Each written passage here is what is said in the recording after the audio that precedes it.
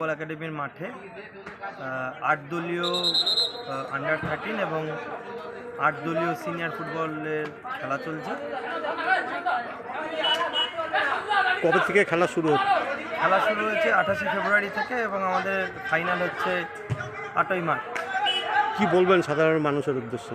সাধারণ মানুষদের উদ্দেশ্যে এটাই বলার যে আপনারা সকলেই মাঠমুখী হন এবং আপনাদের ছেলেপেলেদেরকে মাঠে নিয়ে আসুন। কেন আমরা সবাই জানি এখন প্রত্যেকেই মোবাইলে আসক্ত। তো এরকম অনেক বাচ্চাকে আমরা মাঠেও দেখেছি যারা মাঠে ফুটবল খেলা দেখতে এসছে কিন্তু মাঠে খেলা না দেখে ফোন দেখছে।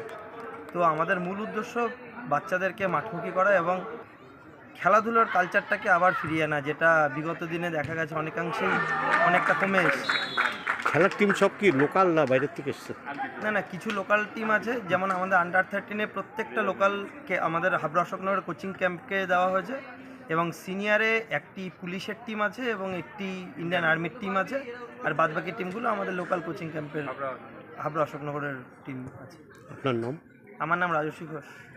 আপনি কমিটির? আমি এই ডরথুবা জনকল্যাণ সমিতির technical director football academy. Football প্রতিযোগিতা আমরা প্রত্যেক বছরই করি। বিগত কয়েক বছর থেকে আমাদের চলে, 4-5 বছর আগের থেকে আমাদের এটা চলছে।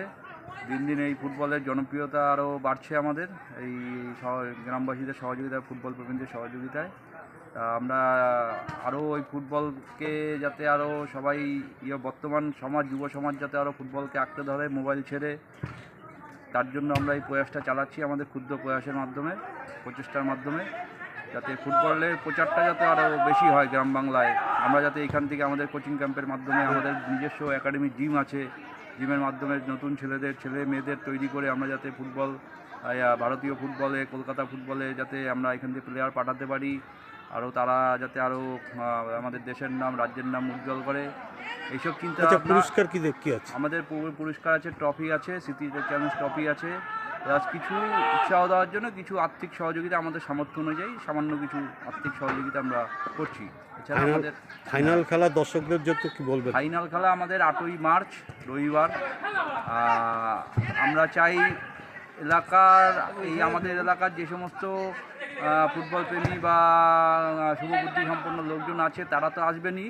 এছাড়া টোটাল হাবড়া অশোকনগরবাসী যারা সমস্ত ফুটবল প্রেমীদের কাছে আমাদের বিনীত অনুরোধ, আপনারা ফাইনালের দিন অবশ্যই আসবেন। আর আমাদের একটা আগামী 4 তারিখে একটা ইন্ডিয়ান আর্মি আসাম রেজিমেন্টের খেলা আছে, এনারা আসবেন ব্যারাকপুর থেকে।